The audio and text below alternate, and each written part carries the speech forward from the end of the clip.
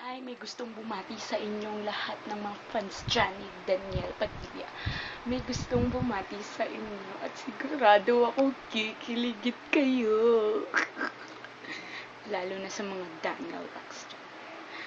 Ito na. Daniel Padilla. Ito na. Okay, DJ? Ibigay mo na ang iyong message sa kanila.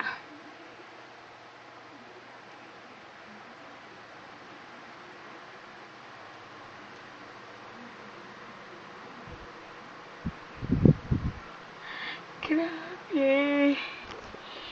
Baka yun naiyak dun sa sinabi ni TJ. Ako sobrang na-touch. Kasi, bihira lang kasi, alam niyo, bihira lang siya magbigay ng ganung mga message.